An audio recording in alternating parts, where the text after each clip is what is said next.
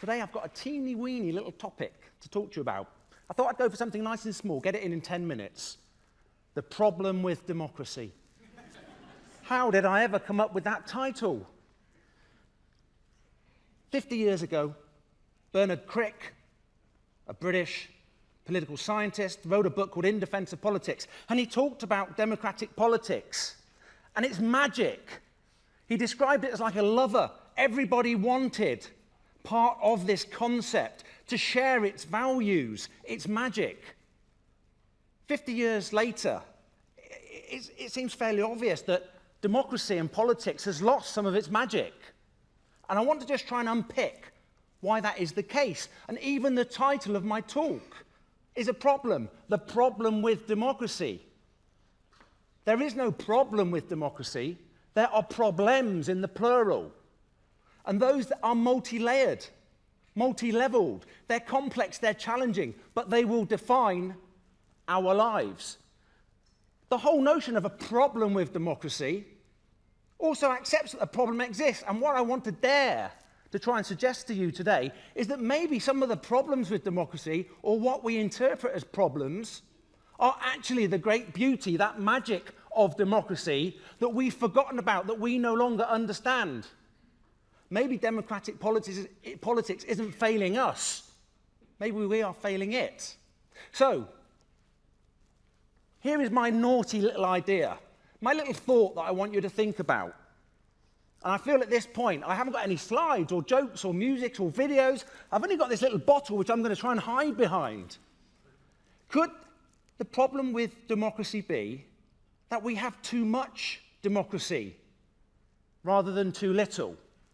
Could it be that actually we have too much of the wrong type of democracy and too little of the right kind? That's my hook, that's it, I can go now. Leave it in your mind. But let me just give you my simple ABC.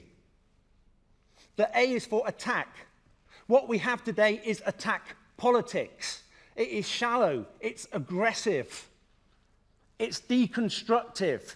The role of governments is rarely to govern, it is to survive. The role of opposition isn't to question, it is to attack. Is it any wonder we all turn away in increasing numbers and don't want to play that game? But it's too obvious to say attack politics, because we know that. So let me move from my A to my B, to my bananas, to my benefits. The benefits of democracy are often thought to be the problems. Democratic politics is slow, and it's messy, and it can be hard to understand. It doesn't always deliver the right answers, because there are no right answers to complex problems. It's messy because life is messy. And what's really interesting, and this is why we need to re-engage and redefine our politics, is because the challenges we all face together do not abide by the traditional political boundaries. Our challenges are becoming more complex, from climate change to obesity to mental health. These are challenges that we cannot respond to as individuals, but only together. But the benefits of democracy, that slowness, that listening, that emphasis on compromise, is not a failure of democracy. It's the beauty of democracy. And let me turn it round and twist it one little bit. Could it be, if politics has a problem or if it's failing, that it's too easy to blame the politicians? Could it be that actually the public are to blame? Because I can't help but think sometimes the public are fickle. They want pain-free solutions to complex problems when none exist. They don't want politicians, they want supermen and superwomen who will come and find that magic wand, that technological fix, that pain-free solutions to the problems we all face when none exist. The challenges are great, but we will only get there if we redefine and understand what politics is about. And if you think of the benefits of politics are massive. It's everyday politics. It's electricity, it's clean water, it's living, it's police, it's healthcare. I once got into terrible trouble for suggesting that in some parts of the world, the public had become decadent. They no longer understood or realized or valued what democracy gave them. And I have a D with my A, B, and C, and my D is about default. I am not arguing to keep what we have and shouldn't we all be grateful. Quite the opposite. I'm arguing for a redefinition of how we live our lives, but one that understands what we have and how to move forward, rather than the risks that we will move towards an anti-political, the fashion at the moment. Just get rid of the politics, get rid of the politicians, and things will be fine. The benefits of democracy are all around. They are not perfect, but every day, hundreds and thousands of people risk their lives and die crossing boundaries in order to try to get to those democratic regimes. And that brings me to the B of butchery.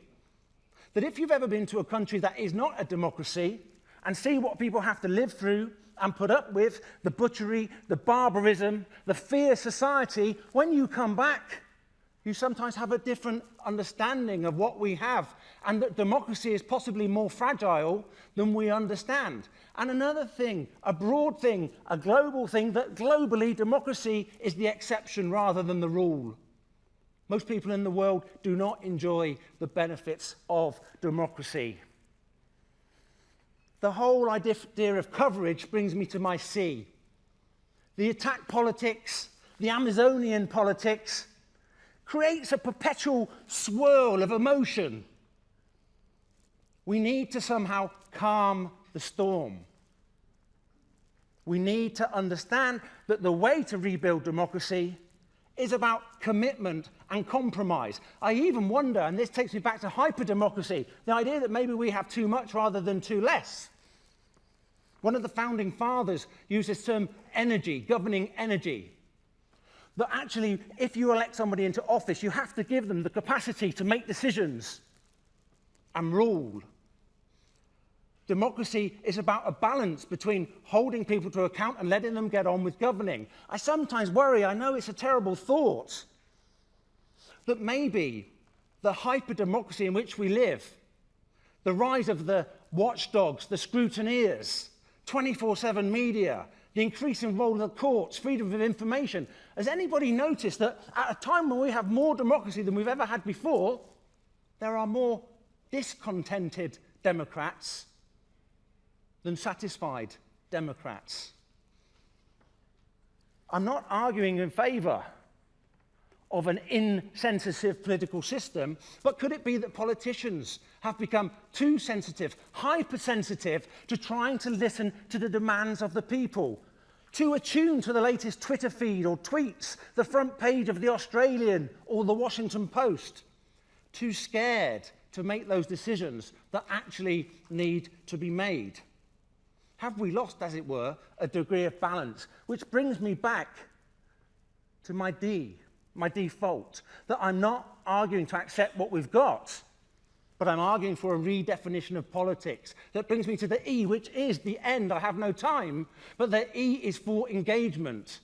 That we need people to understand that voting matters because it is a form of public pressure. Not the form, not the only form, but you can engage in a whole range of varieties. The problem we face around the world today is that large parts of society, the poor and the young, are disengaging. They're not engaging. And I can understand that.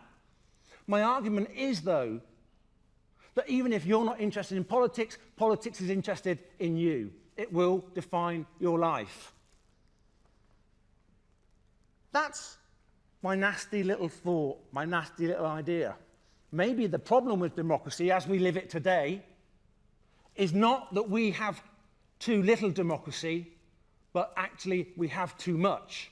Too much of the shallow, adversarial, cosmetic, nothingless politics, and too little of the deeper, richer forms of politics that we can really accept and drive forward in the future. That brings me to my final E and to the end.